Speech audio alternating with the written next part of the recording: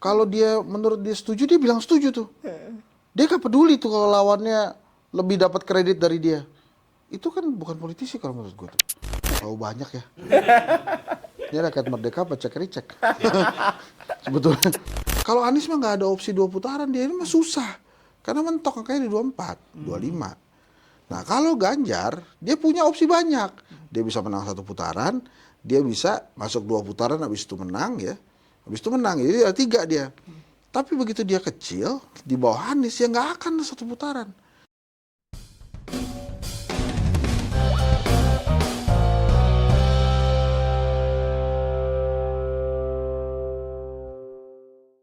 Halo Sobat Rakyat Merdeka, berjumpa lagi dengan kami di Ngegas di Rakyat Merdeka bersama saya Ujang Sunda dan rekan saya Siswanto. Halo, Assalamualaikum. Nih, Sis, ini kan Pilpres kayaknya udah selesai nih. Kok gue nggak dikenalin sih? Belum bang. Nanti kan kita kenalin. Oh gitu ya? Kita deh berdua. Enggak, gue pikir ngenalin gue nungguin KPU pengumuman. Masih lama bos. Mana? Jadi gini, Pilpres kayaknya sudah... Kenalin dulu. Belum kenalin udah nanya. Belum, saya mau ngobrol. Oh iya, tapi lo ngeliat gue gimana sih? Aduh, ini mohon maaf ya pemirsa. Nggak apa-apa, lanjut. Jangan kan nggak usah nunggu KPU dulu. Orang ada yang belum mulai aja udah mesen tempat dulu 2 hari sebelumnya. Oke. Pemilu memang sudah selesai.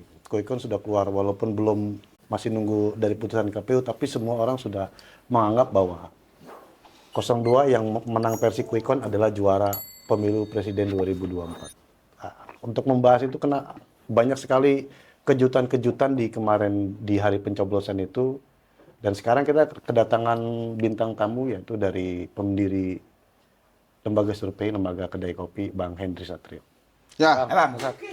Assalamualaikum warahmatullahi wabarakatuh. Waalaikumsalam warahmatullahi wabarakatuh. Ya. Udah dikenalkan sekarang. Oke. Gini Bang, ya kemarin itu semua kaget kan, kok benar-benar penuh kejutan gitu loh. Oh. Kayak Bang Henry aja kan kayaknya jauh-jauh hari kan masih pesimis nih, 1 putaran, ternyata 1 putaran jauh. 03 yang orang nggak ngira-ngira segitu tuh, kenapa kira-kira Bang? Ya nggak apa-apa lah. Gimana lagi ya?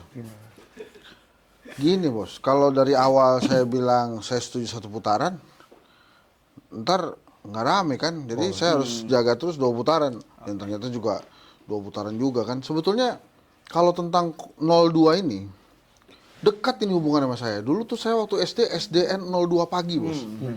Jadi kalau 02 ini menang buat gua nggak masalah lah. Ini ya emang udah dari SD begitu gitu, 02 gitu ya. Ini emang serius ya ini pertanyaannya? Enggak, kita bercanda-bercanda. Oh iya. Orang Nggak, tadi pertanyaannya apa? Kenapa mengejutkan gitu hasilnya? Kok mengejutkan? Orang banyak yang terkaget-kaget, bahkan sampai Ganjar sendiri aja. Kalian percaya suara saya segitu? Suara partainya segini tapi suara pilpresnya segini, kalian percaya nggak sih kata dia? Gini Bang Ujang, kita ini ya, Mas Sis, kita harus memberikan selamat lah kepada Pak Jokowi ya. Oh iya. Selamat Pak Jokowi. Ya anaknya kan jadi menang pilpres kan, kita harus kasih selamat dong. Pak Jokowi juga udah ngasih selamat soalnya. Udah selamat ya, di rumah juga dia udah ngasih kan. Terutama dia aman lah. Dengan itu kan. Nggak. Gini loh bro, ini kan perjalanannya kan memang panjang ya, dan kemudian kita lupa 2 hal mungkin. Yang pertama, Pak Prabowo ini menghadapi incumbent itu punya tabungan 45%. Yang kedua, mungkin kita lupa ada Pak Jokowinya. Jadi 02 ini Pak Jokowi plus Prabowo.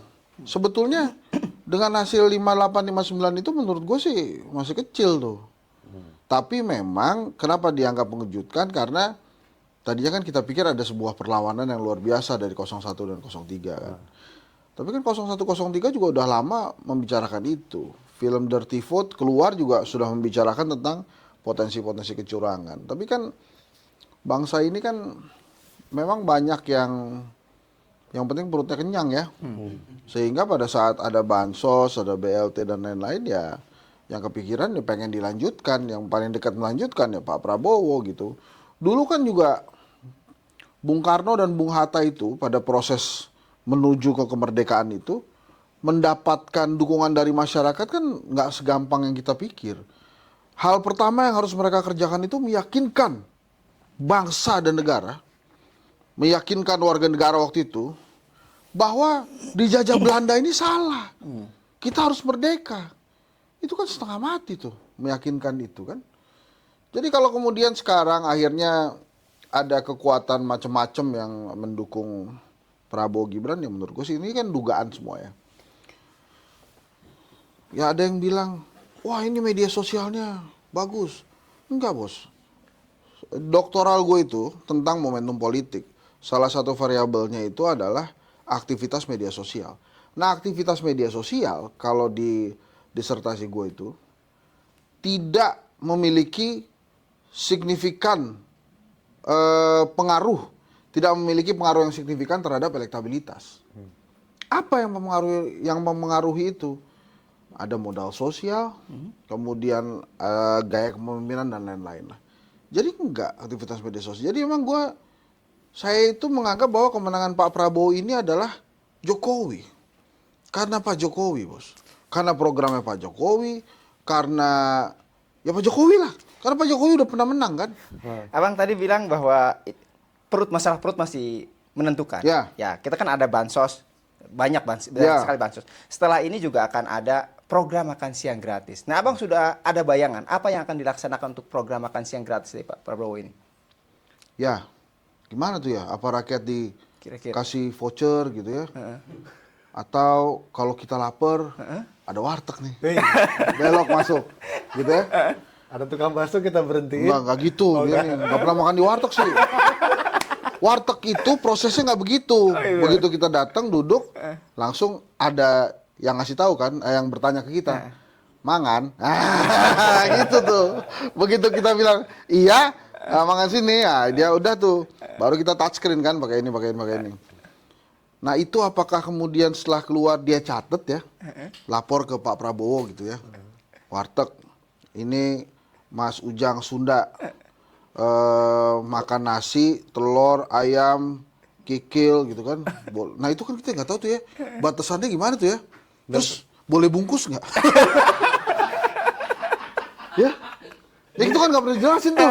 Makan gratis, boleh bungkus gitu kan. Makan gratis doang. Kalau yang orang makannya sekali, kalau yang misalnya kayak Bang Hensat nih, kan nggak mungkin kan sepiring cukup kan. Kalau nambah ntar makan dipindah tempat lagi gimana, masih boleh nggak tuh ya? Itu juga pertanyaan, karena saya pasti akan memanfaatkan itu makan gratis. Dari warteg sini ke warteg sana lagi kan gitu. Iya itu gimana ya? Apakah terus dapurnya di mana tuh ya dapurnya? Tapi sudah lah, yang penting rakyat Indonesia sudah pengen banget itu makan gratis dan susu gratis kan. Nanti kita lihat aja kapan pelaksanaannya. Kita bolehlah bertanya-tanya, ini uangnya dari mana? Apakah akan ngutang lagi atau tidak? Ternyata rakyat di bawah tuh nggak peduli. Yang penting dapat makan gratis. Sekarang saya dapat bansos, saya dapat beras gitu kan. Enak. Jadi memang bahwa yang yang terjadi detik-detik last minute kemarin menjelang pencoblosan seperti film Dirty Vote atau kritikan dari guru-guru besar yang masif, itu memang sama sekali nggak berpengaruh ngefek kepada di akar rumput itu. Berpengaruh buat kelas menengah atas gitu ya. Tapi kalau buat akar rumput sulit sekali nampaknya punya pengaruh itu. Memang mungkin mereka pikirin, wah ini guru besar kok pada protes ya. Berasnya datang. Ya udah. Jadi dipilihlah yang melanjutkan Pak Jokowi. Pak Jokowi itu kan kalau dari berbagai hasil survei kepuasan tinggi itu dua yang menyebabkan itu, infrastruktur sama bansos. Jadi Pak Jokowi paham betul bagaimana menyenangkan rakyat gitu kan. Ya udah, dikasihlah itu. Sambil dia nggak perlu ngomong kan, dia nggak perlu kampanye. Dia nggak perlu bicara apa-apalah, tapi dia turun membagikan bansos itu sudah sejuta kali lebih efektif ketimbang dia ikut kampanyenya Prabowo Gibran. Kenapa saya bilang begitu? Karena kan semua orang udah tahu bahwa Gibran anaknya. Jadi pasti pada saat Pak Jokowi menyampaikan itu pun image yang terbentuk di masyarakat ini pasti buat Gibran. Gitu. Dan sekarang kan versi lembaga survei udah selesai. Ya udah. Ya itulah. Gitu. Prabowo Gibran ini saya lihat tadi di Rakyat Merdeka masih Jokowi Maruf kan, nanti berubah tuh jadi Prabowo Gibran udah. Nah, nanti setelah ini peran Pak Jokowi gimana? Setelah nanti Prabowo Gibran dilantik. Apakah tetap akan signifikan atau mungkin punya kecondongan tertentu? gini, sekarang ini mungkin adiknya Gibran tuh lagi misuh-misuh juga tuh. Papa, bapak ya. Bapak. Pak, Masih Jawa soalnya. kenapa Pak kok saya nggak lolos ini Pak? Nggak dibantuin gitu kan. Udah ngopi-ngopi bareng padahal. Iya. Nah, kalau Pak Jokowi kan mungkin kalau ditanyain begitu sama Kaisang, akhirnya jatah cutinya diambil tuh sebagai presiden biar dia bisa jalan-jalan gitu kan. Daripada ngejawab pertanyaan susah kan Kaisang itu. Tapi kalau menurut gue sih ini kan nanya peran Jokowi ya. Ini saya tarik dikit nih ya ke PSI. PSI itu menurut saya kenapa nggak lolos 3 tuh jawabannya. Yang pertama, ini kan instan banget juga nih partai ya, tiba-tiba ada, tiba-tiba gede gitu. Mungkin ideologinya juga perlu dipertegas lagi apaan ideologinya. Terus yang kedua, dia ini kan menyasar anak muda, tapi dia sendiri tuh nggak punya nggak punya antisipasi bahwa partai politik lain itu punya organisasi sayap yang sudah merangkul anak muda. PDI Perjuangan ada, Nasdem ada, PKB ada, PKS ada, Golkar ada, bahkan Gerindra juga ada, Demokrat ada. Jadi waktu dia bilang ini partai khusus anak muda, orang-orang juga, saya udah dibanteng muda, saya udah diberingin muda, udah nggak bisa jadi akhirnya. Jadi nggak dipertimbangkan. Bahkan PSI sendiri pun setahu saya per hari ini nggak punya tuh sayap organisasi untuk memperkuat parpol itu. Hal yang sama terjadi juga di partai buruh menurut saya. Karena partai-partai politik lain punya tuh organisasi sayap buruh. Begitu partai buruh ada, nggak terlalu ngefek juga buat mereka. Karena selama ini yang di take care sama buruh-buruh itu partai-partai politik nggak ada. Yang ketiga ini menurut saya terlambat datangnya. Mungkin Kaisang sama Pak Jokowinya.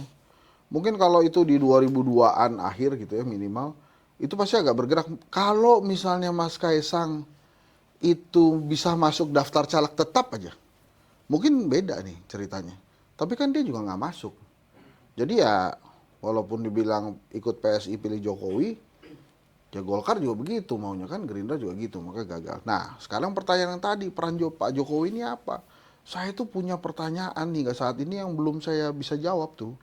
Pak Jokowi itu sebetulnya ke 02 lebih mendukung Prabowo atau pendukung Gibran. Karena itu akan berbeda role-nya nantinya antara Prabowo dengan Gibran tuh. Kalau misalnya, tapi gampang sih nanti kita lihatnya tuh, kalau Mas Gibran dikelilingi oleh orang-orangnya Pak Jokowi, nah Pak Jokowinya mungkin lebih ke Mas Gibran tuh dibandingkan Pak Prabowo. Lantas Pak Prabowo gimana? Mau nurut Pak Jokowi atau tidak? Nah itu kan misteri tuh. Kalau menurut saya ya. Kan dia presidennya. Oh iya presidennya kan Prabowo kan. Oh, Pak Jokowi kan mantan. Gitu ya. Saya lupa tuh. Oh, jadi kalau ditanya role-nya Pak Jokowi ini apa sekarang? Mungkin yang pertama saat ini dia lagi menikmati ya. Dia menang lagi gitu kan. Yeay gitu. Terus yang kedua dia pikirin mungkin gimana caranya saya bisa ngobrol sama Bu Mega ya. Terus yang ketiga ya memastikan bahwa rakyatnya nggak marah dulu gitu. Terus harga-harga juga nggak naik-naik kan ini. Abis ini kan puasa ya. Puasa abis itu lebaran kan biasanya harga naik tuh. Nah itu dia pastiin dulu. Tapi kalau role di pemerintahan baru ini yang menarik bos. Apakah Pak Prabowo akan independen dan nasionalis atau Pak Prabowo akan nurut Pak Jokowi? Kalau saya sih ngelihatnya mungkin di awal-awal pura-pura kali ya menurut gitu. Kan prosesnya juga ini kan Pak Prabowo ya. Sama anak presiden dia jadi wakilnya kalah. Sama besannya presiden kalah juga. Sama temennya presiden kalah. Sekarang anaknya presiden kan diambil, menang dia. Nah itu kan strategi tuh. Mungkin kan ditanya kan sama, saya udah pernah cerita tuh ya. Gimana emang mau maju? Mau mak. Sehat nggak? Sehat. Buktinya apa? Buktinya tuh. Sehat Pak ya? Sehat. Oke. Nanti gimana nih? Udah pokoknya saya minta Mas Gibran lah. Jadi nah sekarang ini kan udah jadi gitu. Nah makanya itu misteri tuh kalau kita ya, gue sih enggak ya. Tapi yang hidup di Orde Baru paham lah itu gimana kekuatan Orde Baru, dan Orde Baru ini kan canggih ya. Dengan PDI Perjuangan kan sebenarnya nggak klop. Kalau Pak Jokowi ini PDI Perjuangan, DNA-nya PDI Perjuangan ini mestinya nggak klop sama Prabowo nih. Karena beda kan.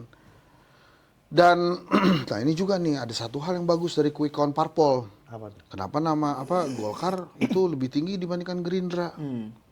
Jangan-jangan emang orang berpikir, oh Dibagi-bagi. Pak Prabowo ini lebih ke Golkar deketnya, lebih Orde Baru gitu ketimbang Gerindra. Makanya orang lebih pilih Golkar tuh.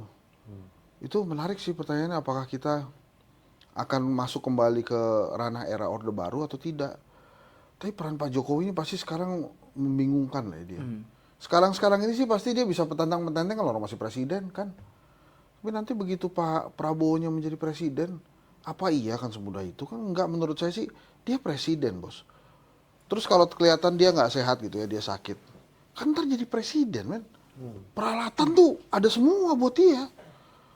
Alat kesehatan paling canggih juga bisa didatengin. Dokter 24 jam. Dokter 24 jam. Udah canggih deh, pokoknya. Jadi begitu dia jadi presiden, oh tidak semudah itu.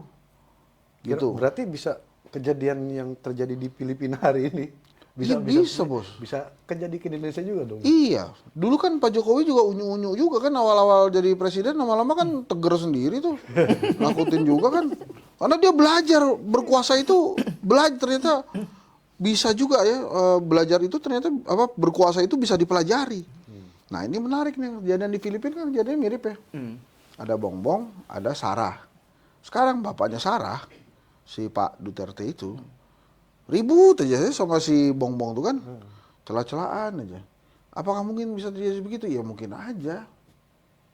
Siapa yang bisa menjamin? Sekarang misalnya, yang mau koalisi sama Prabowo siapa? Kan dia bilang dia akan merangkul semua ya. Gue rasa sih begitu dia kuat juga perlu Pak Jokowi nggak? Enggak dong. Tapi kalau dari sekarang nih 01, 02, 03, kemungkinan kalau untuk rekonsiliasi mana yang lebih dulu gabung ke Prabowo dari parpol? Walaupun masih terlalu dini, Walaupun terlalu dini. tapi saya memprediksi si partai politik di 01 itu akan duluan ke 02. Apalagi kan Pak Surya Paloh kan sebetulnya dekat sama Pak Jokowi. Itulah kan bisa aja Pak Surya Paloh bergabungnya 02 jagain Mas Gibran kan gitu kan, bisa aja ya gabung. PKS juga kan, Gerindra kan hubungan sama PKS banyak, bahkan Udah 2 kali ya, dukung dia. secara politik tuh Gerindra banyak utang juga sama PKS tuh. Waktu Jawa Barat, Jakarta, nah itu pasti gue nggak ada masalah. PKB juga sama Pak Jokowi baik, sama Gerindra juga tadinya kan deket-deket aja. Itu. Sisa PDIP. Sisa PDI Perjuangan sama P3 gitu ya. P3 menurut saya sih juga ikut Pak Jokowi. Tinggal PDI Perjuangan, kalau PDI Perjuangan sendirian di luar kan dia kan mau menang pemilu, dia ketua DPR gitu ya. Kalau kemudian berseberangan dengan pemerintah, ya mungkin bisa terjadi, mungkin juga enggak. Kan kita pernah dengar ya ada Mega Pro ya. Jadi sebenarnya Pak Prabowo tuh bisa gabung juga. Nah kalau itu sudah lengkap semuanya di pemerintahan, Nggak ada posisi. ya lagunya Iwan Fals itu ngetop lagi. Untukmu yang sedang duduk sambil diskusi itu. Untukmu yang bersiasa bersafari, ini bisa diterusin nggak ya? Sampai ref aja gitu minimal lagu itu. Oh, boleh. Gitu. Tapi nggak ada gitar di sini. Jadi maksud saya kemungkinan besar kita menghadapi sebuah pemimpin tunggal yang absolut kuat luar biasa seperti zaman Soeharto, ya ini mungkin gitu. Tapi kan sekarang udah dipilih sama rakyat. Kan sebetulnya pertanyaan besarnya di saya kan Pak Prabowo bilang akan merangkul semua. Hensat dirangkul nggak nih? Gitu kan? Udah pakai biru lagi nih. Udah mana quick-count-nya menang lagi sana. Iya. Halo Pak Prabowo. Bang, tadi Ada aja nih. soal rangkul-merangkul, Bang. Ini kan susunan kabinet juga akan menjadi sangat menarik nih, Bang. Di Pak Prabowo itu banyak banget yang berjasa dan merasa berjasa. Nah, ini bagaimana nanti pemilihan-pemilihan kandidat-kandidat untuk menjadi menteri? Kalau menurut saya, Heeh. yang paling berjasa itu di antara semua orang yang aku berjasa itu Pak Jokowi. Tapi kan Pak Jokowi udah dapat wapres. Nah ini pada saat menyusun kabinet itu, Pak Jokowi dilibatkan. Pak Jokowi dilibatkan nggak? Si Gibran dilibatkan nggak? Gitu kan? Kalau feeling gue ya, Prabowo ini kan nasionalis ya, independen. dia pasti akan memilih orang-orang yang memang siap bareng dia, siap tempur bareng dia gitu. Makanya mungkin dia akan pilih orang-orang baru juga yang mengejutkan. Jadi kalau orang-orang yang justru dia lihat loyalnya sebetulnya ke Pak Jokowi, mungkin nggak akan dia pakai. Atau ya udah dia kasih dulu, habis itu di reshuffle gitu kan. Nggak ada kemungkinan banyak-banyak dari purnawirawan jenderal nggak? Nah itu mungkin akan lebih bisa masuk tuh sama Pak Prabowo tuh. Misalnya ada orang ngedukung dia, ngebantu dia karena mau karena nggak enak sama Pak Jokowi gitu. Gitu kalau menurut saya sih. Jadi peluangnya kecil tuh kalau kayak gitu. Ya saya nggak tahu ya, mungkin dikasih gitu, habis itu di reshuffle. Gitu. Karena Pak Prabowo ini dia cerdas loh bos. Ada 3 nih catatan gue tentang Pak Prabowo. Yang pertama menurut gue dia pinter ya. Karena ya kita lihat waktu di 14-19 tuh dia punya visi bagus tuh. Dan nggak sembarangan kan Soeharto milih mantu kan ya. Udah masih nggak sih? Masih mantu. Iya. Udah enggak. Udah enggak. Enggak secara hukum. Oh, tahu banyak ya. Ini rakyat merdeka apa cek-ricek? Sebetulnya. Mantan infotainment berarti. Ya, nih. Satu itu cerdas. Kemudian yang kedua, dia ini menurut gue bukan politisi, men. Kenapa? Waktu debat, kalau ada idenya bagus, dia bilang bagus. Kalau dia menurut dia setuju, dia bilang setuju tuh. Dia gak peduli tuh kalau lawannya lebih dapat kredit dari dia. Itu kan bukan politisi kalau menurut gue tuh. Kalau politisi itu nggak akan mudah nyebut teman lawannya baik. Lagi musuh ya. Iya, pasti dia akan punya dulu yang lain, terus kemudian masuk ke situ tanpa harus mengakui bahwa lawannya bagus. Terus kemudian yang ketiga, dia ini kan orang persisten ya. Dia itu saat ini pada posisi ingin membuktikan ke rakyat Indonesia bahwa dia bisa jadi presiden. Dan bukan karena Pak Jokowi. Dia bilang oke, dia anak buahnya para presiden sekarang. Dia emang orangnya Jokowi sekarang. Tapi kan yang nanti jadi presiden dia. Dia tuh harus membuktikan bahwa memang dia bisa. Singkong jadi jagung mah bisa diatur lantar itu. Pokoknya dia yakin dia bisa nih gue jadi presiden, gue akan buktikan bahwa saya bisa. Nah menurut gue sampai merinding nih Cela. Halo Pak Prabowo. Jadi maksud gue pembuktian itulah yang akan mengubah konstelasi politik menurut saya. Perannya Gibran nanti gimana Wapres itu? Kan udah diubah. Waktu itu kan di awal-awal tenang Pak Prabowo, saya sudah di sini kata Gibran. Tapi kemarin tenang Prabowo Gibran sudah di sini. Ya abis itu Prabowo doang sendirian udah di sini ya. Gibran udah di sana, gitu kan. Sekarang kan begini, kita maju deh. Emangnya 2029 Gibran lawan yang kuat buat Pak Prabowo? Enggak lah. Saya rasa lawan kuatnya Pak Prabowo tuh, kalau beliau masih sehat dan ingin maju lagi, masih sama Ganjar sama Anies. Gitu. Jadi kalau Ganjar sama Anies dari sekarang jadi satu tuh, boleh juga tuh. Digabungin gitu. Digabungin. Nah pertanyaannya nanti kalau 2 orang itu, 4 orang lah ya, Anies, Muhaimin, Ganjar, Mahfud, ditawarin jadi menterinya Pak Prabowo, mau nggak? Gitu. Kalau dia mau berempat itu, berarti kan lawannya Pak Prabowo kosong. Kita nyari tokoh baru lagi dan saya yakin bukan Mas Gibran. Pasti Mas Gibran kalau Pak Prabowo maju lagi di 2029, dia ikut terus jadi wakil. Gitu. Jadi siapa tuh kira-kira lawannya Pak Prabowo? Komeng. Belum lagi nanti ternyata aturan pemilihan presidennya balik lagi. Dipilih oleh MPR. Ya sukses lah dia kan. Bisa jadi itu ya, ada Iya. peluang ke sana. Dan kalau Mas Gibran nyangkanya Prabowo nggak panjang umurnya, menurut gue dia sekarang presiden, men. Dia punya semua peralatan, ya, kekuatan dokter-dokter, baik itu dokter beneran ataupun spiritual, itu pasti di deket dia, gitu loh. Jadi pasti dia, menurut saya ini mohon maaf ya Allah, bukannya gue mendahului Allah ya, tapi menurut gue dia akan sehat 5 tahun ini, gitu. Lagi dalam keadaan tertekan aja sehat, apalagi bahagia. Iya. Udah boleh. Iya udah boleh bos. Emang dari dulu nggak boleh? Kan sekarang kan begitu tuh. Kalau presidennya nyalek-nyalek, jaksa waktu itu pernah manggil siapa? Itu dipanggil lagi lah. Kan saya presiden nih, kamu pembuktian lah sebagai jaksa yang baru. Kan udah selesai bos pertarungan mah. Udah beres. Makanya tuh ya gue pernah ngomong gini, itu ya orang-orang yang tersandra itu, emangnya kalau dia menang, udah bebas gitu dari sandraan? Kan enggak, kan masih tetap aja tersandra. Tapi kalau yang dia dukung itu kalah, kan dia bebas tuh. Dia tinggal ngomong kan sama presiden baru, presiden mohon maaf lah, ini kan kemarin ada gitu-gitulah. Tapi kan kalau yang ini kan tersandraannya diteruskan. Dan dia udah tahu lagi masalahnya yang baru itu ya. Iya. Dan Prabowo itu, nih balik lagi ke menurut gue Prabowo pinter ya. Dia pasti akan tahu lah. Dia belajar lah Pak Jokowi itu lemahnya dari mana aja. Gitu, partai-partai lain nih lemahnya di mana aja. Dia juga tahu pasti kalau partai-partai politik di legislatif itu akan bisa jadi ancaman yang luar biasa buat dia kan. Gimana caranya nih diubah nih supaya dia setuju.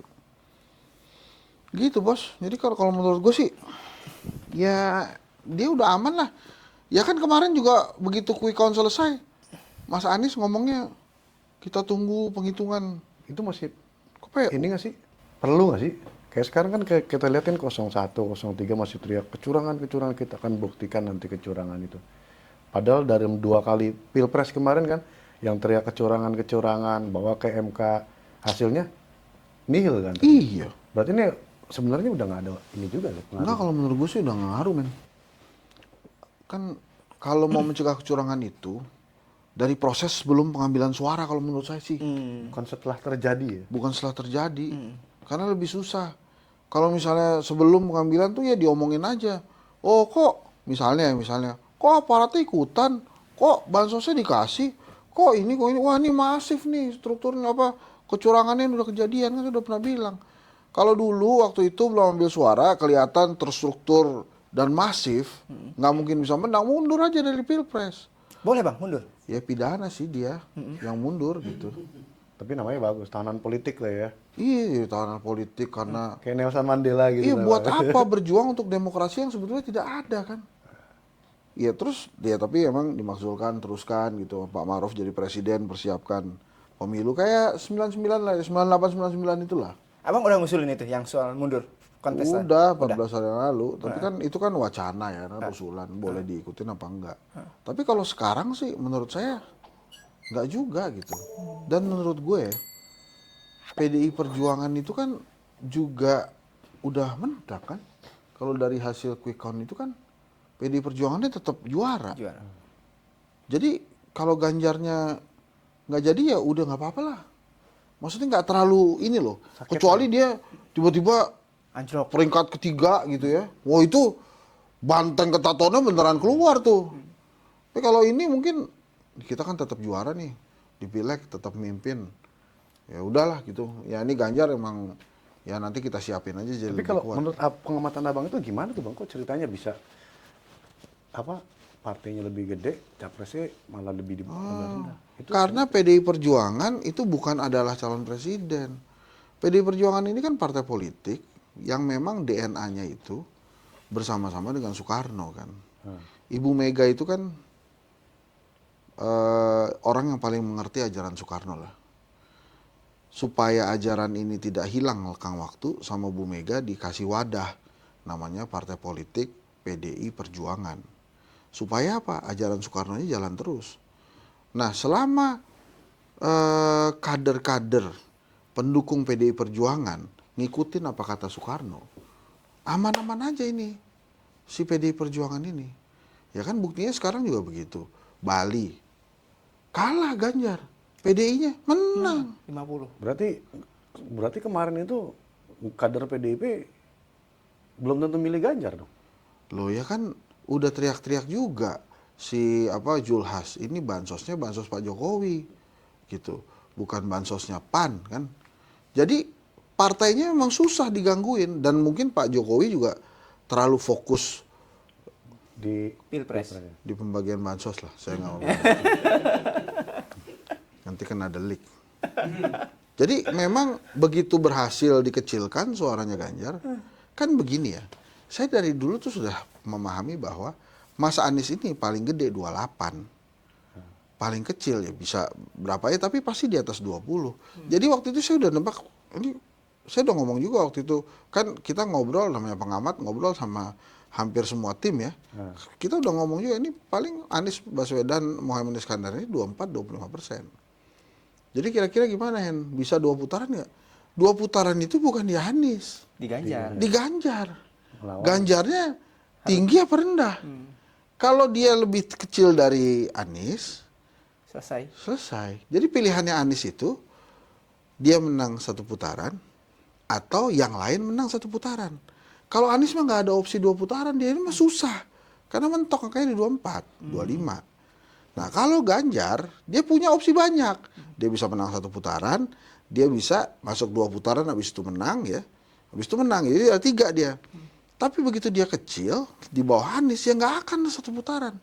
Jadi waktu di quick count hari itu, saya ngelihat Ganjar agak seret gitu ya. Wah seputaran nih langsung. Saya langsung bisa bilang gitu. Tapi kenapa bisa seperti ya? Lawannya kan penguasa. Lawannya jagoan bos. Sudah memahami gitu. Jadi menurut saya sih ya hasil quick count itu belum pernah salah emang. Ya akan begitu juga gitu. Nah ini kan banyak yang marah-marah nih sama quick count ya. Gua nggak ngebelain yang lain lah. Gua ngomong kedai kopi aja gitu. Makasih ya dicantumin nih di Rakyat Merdeka ya. Kedai kopi. Halaman 1 lah gitu. Enggak, kedua. Iya enggak, di halaman Sambungan. 1 tampilnya. Oh, halaman 1. Disambungkan. Iya. Apa tadi ya? Oh, jadi Marah. namanya quick count itu, kami itu cuma nyatet. Jadi ada 2000 TPS, kita kirim enumerator ke sana. Kan di random tuh TPS-nya. Terus kita lihat, oh 01 20, 02 40, 03 60 gitu misalnya. Dah. Terus, wah ada curang tuh. Apa aja lah, itu ada beberapa kertas suara yang tidak bisa digunakan karena tercoblos itu curang. Emangnya orang kedai kopi boleh protes? Nggak boleh. Kita sih nyatet aja. Ada peristiwa kecurangan 2 kertas suara. Gitu. Ditulis doang. Yang jadi bahan quick count itu apa? Angkanya. Angkanya yang pada saat dihitung sama C1 yang udah ditandatangan. Itu yang dikirim ke comment centernya kedai kopi. Jadi si quick count ini nggak ada urusan sama kecurangan. Caranya gimana kek? Nggak apa-apa. Misalnya nih, datang nih numerator kedai kopi, set.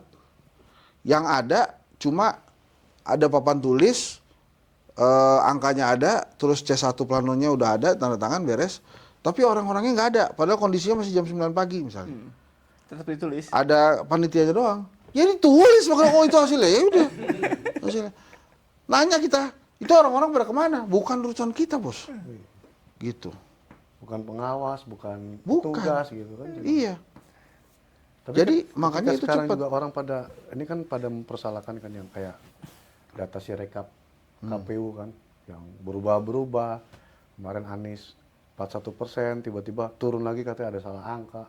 Ada yang 1 TPS orang ininya pemilih cuma 360, Jadi suara nambah. 02 jadi 3 juta gitu kan. Jadi kan terus masih ramai di medsos. Iya itu mah biasa. Di quick count itu kita nemu kok. Di Jakarta juga gitu. Tiba-tiba misalnya nih 30 gitu. Ditulis di papan ya. Di C1-nya ada satunya. Jadi 130 gitu kan gampang namain satu tuh. Look. Gitu. Kan di kedai kopi langsung terima 2 hal berbeda kan. C1 sama yang ditulis di papan tulis. Yang dimasukin ke quick count yang mana? Yang ditandatangan yang C1 lah. Yang ditandatangan basah kan itu. Jadi teman-teman semua, kecurangan itu kecil kemungkinannya terjadi di hari H. Masih sebelum semua ya. Sebelumnya itu udah ada caranya. Kan Kang Ep pernah bilang tuh ya. Awasi meja nomor 1. Karena disitulah keputusan awalnya. Bener bos. Tapi kan lo nggak bisa tiba-tiba deploy 20 orang baru tadi pagi gitu. Wah, cumi-cumi 1 pada cumi-cumi 2. Tolong ke TPS 4. Kurang anggotanya kurang gitu. Tiba-tiba datang 18 orang situ. Enggak men. Kan dari awal udah disiapin gitu. Misalnya ceritanya begitu di contoh doang. Jadi artinya kalau proses kecurangan itu emang udah lama, makanya kan dari dulu gue bilang Kalau udah nemu proses kecurangannya TSM, ya jangan diterusin. Buat apa? Kan kayak misalnya nih, pemain kita lagi main bola nih, terus tiba-tiba wasitnya curang. Kan kalau mau diboikot aja udah. Keluar lapangan, kan pertandingannya nggak bisa diterusin. Terus kan diterusinnya kan sama penyelenggara kan, sama wasit menyatakan bahwa si lawannya itu udah WO gitu. Potong poin. Tapi kan itu cuma berdua, kalau bertiga kan beda ceritanya. Gimana mau masuk final? Kalau dua lawan yang lain nggak ada. Tapi kan waktu itu kondisinya percaya diri, bisa mengatasi. Jadi gagah semua gitu. Jadi kalau sekarang teriak-teriak kecurangan percuma aja lah ya. Coba diperhatiin yang teriak-teriak kecurangan siapa sih? Kan relawan. Emang partai politik teriak-teriak. Yang dia lihat bos, oh alhamdulillah masuk nama saya. Udah. Dengan saya telepon Pak Prabowo-nya, halo Pak Prabowo gitu. Selamat Pak Prabowo. Saya akan jadi mitra Anda di parlemen gitu kan. Kau udah masuk. Ini kan kuikon juga begitu. Ini kan relawan-relawan aja. Saya udah bilang juga kan, teman saya relawan banyak tuh, keras-keras juga. Lo kenapa ikut-ikut kuikon? Lah, kok gue diomelin? Ya emang mesti ikut bos. Kalau nggak ikut ntar kedai kopinya nggak ada yang inget. Gitu. Ya kok hasilnya bisa begitu? Ya emang begitu. Lo nanya ke gue kalau gue beda gitu. Kalau gue sama ya udah emang begitu. Nah sekarang kan pertanyaan lagi. Jangan-jangan masif tuh kecurangannya ke quick count itu. Sudah dikasih tuh, udah di drop tuh. Ya kan kita kocok, random sampling. Random, emang di random gitu. Dan nggak ketemu itu satu lembaga dengan lembaga lain? Enggak. Di TPS nggak? Oh. Terus kan misalnya di daerah rumah gue, itu yang menang 01. Ada 3 TPS, 01 semua.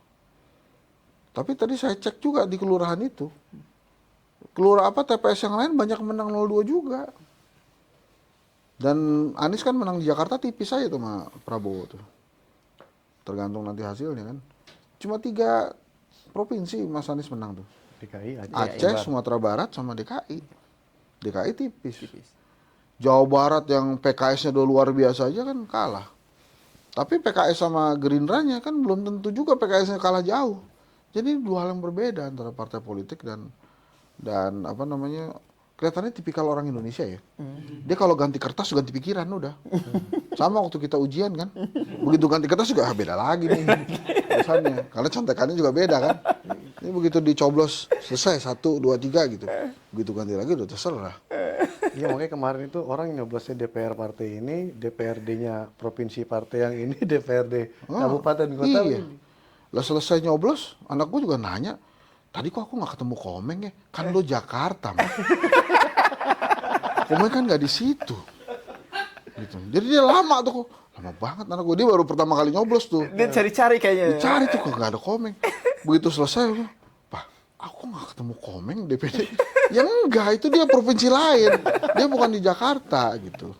Itu kalau itu salah gue nggak ngejelasin. Gitu. Tapi nyoblos Mas. Ya, nyoblos sih. Nyoblos yang mana? Ya tadi yang mana yang sering saya lihat aja gitu. Jadi nyoblos aja itu. Nah 1, 2, 3-nya kan dia juga, saya mau nanya kan deg-degan gitu. Terus tapi saya tanya juga, itu yang lain itu gimana? Ya yang papa sering ceritain aja gitu kan. Kayak gitu kan. Tapi dua-duanya ceritain juga? Iya dia ceritain juga, jadi kan gue sering nyeritain Gibran. Oh gitu. Halo Pak Jokowi. Sekarang mau udah beda bos sama sebelum quick count itu mah. Beda. Sebelum ditutup ada yang mau nanya nih teman-teman di sini. Tunggu, Rakyat Merdeka kan juga gitu kan. Yang paling tunggu siapa sih? Menteri BUMN paling ada. Siapa kira-kira Menteri BUMN? Kalau kita kan berkawan dengan semua. Iya, setuju gue. Jadi mereka juga gitu, bos. Saya yakin juga nomor 1 dan nomor 3 juga udah mulai berkawan juga. Ini kan pertanyaannya itu sebetulnya kan yang kita tunggu-tunggu itu gimana hubungan, bukan hubungan lah ya, komunikasi lah. Antara Jokowi dengan Ibu Mega kan. Tapi masih diperlukan nggak sih sebenarnya? Dengan Hasto bilang bahwa PDIP siap oposisi. Apanya? Kan Hasto bilang PDIP siap oposisi. Nggak diperlukan tadi Pak Jokowi balik lagi. Iya, bertemu Jokowi dengan Mega ini bertemu masih diperlukan nggak sih? Pemilu sudah selesai. PDIP capresnya kalah, tapi PDIP tetap nomor 1. Sementara Hasto kemarin udah bilang siap oposisi. Dalam artian kan sikap Banteng jelas nih, posisi gitu. Masih perlu lagi nggak ketemu? Tapi Pak Jokowi ini kan canggih, Bos. Dia kan pasti udah ngebaca nih. Ini bahaya juga nih ya kalau Prabowo independen sendiri nih, saya repot juga nih. Pasti dia juga lagi pusing-pusing juga tuh. Minta dukungan Makanya politik. dia pengen juga ketemu ketemu Bu Mega kan, kata Pak Sultan kan gitu. Nah, ini menarik juga nih. Tapi menurut saya lemdaknya Jokowi ini akan segera muncul, Bos, di Maret itu. Kan orang-orang bilang, oh Pak Jokowi udah lebih kuat, Pak Jokowi udah lebih kuat. Dia akan masuk nih ke masa lemdak, bebek lumpuh itu. Karena orang udah tahu siapa presidennya. Karena semua orang udah tahu, men. Presidennya itu Pak Prabowo. Dan orang-orang yang merasa dekat sama Prabowo, itu juga pasti lagi deg-degan. Dia bakal jadi menteri atau tidak. Gitu. Jadi udah mulai geser semua ke Pak Prabowo. Panglima TNI, Kapolri. Itu juga udah ngeliat Pak Prabowo berbeda. Apakah Pak Prabowo masih berbaik-baik dengan Jokowi? Masih. Kan pintar tadi gue bilang. Tapi menurut saya masa-masa bebek lumpuhnya Pak Jokowi itu Bulan Maret itu. akan datang setelah KPU memutuskan bahwa Pak Prabowo lah pemenang Pilpres. Bang, ini rekan-rekan. Boleh. Oh siap. Bang, skor marwah demokrasi kita saat ini berapa, Bang? Oh, pertanyaannya itu harus matematika ya? Kan sekarang lagi ngetren angka-angka itu. Kayak Jangan 11 dari 100. Oh susah tuh jangan. Kalau menurut saya ya, kita itu, demokrasi kita itu, memang demokrasi sembako kelihatannya. Jadi yang ngasih lah yang akan dipilih.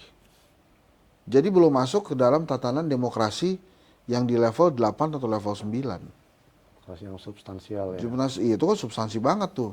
Dirty vote, kemudian aksi kamisan, kemudian guru-guru besar, itu kan luar biasa tuh. Tapi kan ternyata demokrasi kita tuh belum secanggih itu juga. Politik gentong babi ya. Ya itu politik gentong babi, siapa yang ngerti, Bos? Jadi kalau lo bilang marwahnya, ya marwahnya bagus karena rakyat bisa milih sendiri gitu. Tapi cara milihnya kenapa itu, apa alasan milihnya itu kan tergantung dari siapa yang ngasih gitu. Jadi saya mau kasih 8 aja. Nggak usah, luar biasa. Oke. Nanti kan paling diprotes sama teman-teman gue juga kan.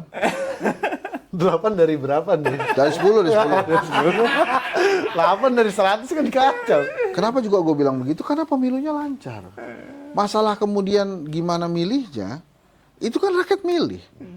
Dan gak ada intimidasi kan. Di antara kita di sini gak ada yang ngelihat aparat mengintimidasi orang pada saat TPS kan? Nggak ada. Ya ngomong gak ada aja. Aman. Gitu. Kan gak ada. Kecuali emang pada saat kita nyoblos, di belakang ditungguin. Ya, siapa? Itu bahaya. Gitu. Ini pegang bendera, Bos, bukan senjata nih. Bendera kan banyak gitu ya. Kan gitu juga. Tongsis kamera. Ya, Dia videoin gini. Kan nggak juga. Jadi itu pemilunya jalan lancar, presidennya terpilih, PDI Perjuangan menang sebagai partai politik. Jadi gitu. Caranya ya mungkin ya masuklah itu melanggar etika dan lain-lain dan lain-lain. Ini kan yang marah kan yang ngerti kan. Yang kelas menengah memang dari dulu kelas menengah itu yang paling repot. Sama orang Belanda juga begitu. Kelas menengah repot. Kenapa kemudian caranya Belanda itu ambil Soekarno diasingkan supaya dia nggak bisa mempengaruhi orang-orang lain kan, gitu. Bansos tuh jelek loh. Oh, gimana jelek? Kan itu ngasih lumayan makan gratis tuh nggak bagus loh. Ya kan gimana makan gratis kok enak kok gitu. Itu teman-teman basketnya anak gue juga ngomongin, wah asik nih kita habis main basket nih ntar kalau Prabowo menang kita makan gratis. Kita ke McD langsung gitu. Kan bayangan orang-orang itu kan gak jelas kan. Kembaran. Coba sekarang gue tanya sama lo, pertanyaan simpel, emang makan gratisnya tiap hari? Kan dia nggak pernah ngomong, men. Makan gratis tiap hari kan dia nggak ngomong. Dan makannya apapun nggak mau. Ini cuma bilang makan gratis. Makan kerupuk juga segala. Makan. Protes misalnya, protes kan. Pak gimana nih hari ini nggak ada makan gratis? Lah, emang saya ngomong tiap hari. Kan saya cuma ngomong makan gratis setiap Jumat apa kalau nggak salah malah ya? Jumat berkah itu. Jumat berbagi. Dia telepon aja masjid-masjid kan. Itu tolong ada di rumah gue tuh ada masjidnya tuh kasih Itu ya, habis sholat Jumat kan ada makanan. Ada makanan tuh. Kalau kayak gitu kan gak usah Prabowo jadi presiden juga udah ada gitu. Terus takaran makan lu sama gue kan beda. Balik lagi dah. Iya. Kalau saya sih waktu ide itu keluar ya, pertanyaan di kepala gue kebanyakan sih emang. Makanya emang ya belum selesai aja pertanyaan itu dijawab, makanya udah pemilu gitu kan. Jadi ya gimana tuh kan, nggak selesai juga. Nah itu makanya rakyat Indonesia juga mungkin baru sekarang nih. Jadi ini salahnya rakyat Merdeka. Karena baru ngundang saya sekarang. Udah pencoblosan. Jadi saya tidak bisa memberikan pencerahan. Gitu. Susu gratis. Gitu kan. Susu apa nih? Susu apa juga, terus kapan ngasihnya, gimana gitu. Saya sih terus terang yang gratis-gratis gitu sebenarnya agak ribet gue mikirinnya tuh. Itu gimana men ya? Ngantri gitu kita kali itu gimana ya? Kalau menurut gue sih kalau human ya memang menghargai manusia sebagai manusia, itu kasih voucher aja lah. Gitu. Bisa ditukarkan di mana gitu? Iya, ditukarkan di warteg-warteg tertentu bertanda khusus. Gitu misalnya. Begitu ada tanda khususnya sama wartegnya dikerjain juga. Tanda khususnya dihilangin men. Nggak dipasang sama dia. Kagak bisa makan di sini bos. Kan lagi ngetrennya yang makan pakai daun dipanjangin. Iya. Gitu. Apa kayak begitu modelnya? Misalnya kayak gue ya, gue alergi udang. Makanan gratis lauknya udang, mati kan gue nggak bisa makan. Ya dia udang. Udah deh, nasi sama sambal aja. Oke. Ya selamat lah ya. Semoga lancar Pak Prabowo nanti kalau dia diumumkan. Lancar, Mas Gibran juga lancar. Amin, amin, amin, amin, amin, amin. Bisa juga tuh Mas Gibran yang suruh ngurusin tuh ya. Kan dia punya catering ya. Iya, cili pari. Oke. Oke, makasih ya. Sobat Rakyat Merdeka, itulah obrolan kami dengan Mas Henry Satrio, pendiri Lembaga Survei Kedai Kopi. Obrolan yang sangat seru, obrolan yang sangat asik. Semoga obrolan ini dapat menambah wawasan kita tentang perpolitikan di Indonesia. Dan jangan lupa like and subscribe YouTube Rakyat Merdeka TV dan saksikan terus. Itu gue dong. YouTube saya juga ya. Oh Oh iya. Di subscribe ya YouTube Henry Satrio ya. Kan ini udah banyak ya subscribernya tuh. Dan jangan lupa juga ini Pak Prabowo, Mas Henry, Iya, ikonnya udah ini bagus tuh kemarin. Jangan sampai lupa Pak Prabowo ya. Nah kami sekian, terima kasih. Salam Rakyat Merdeka. Merdeka. Salam rakyat merdeka juga.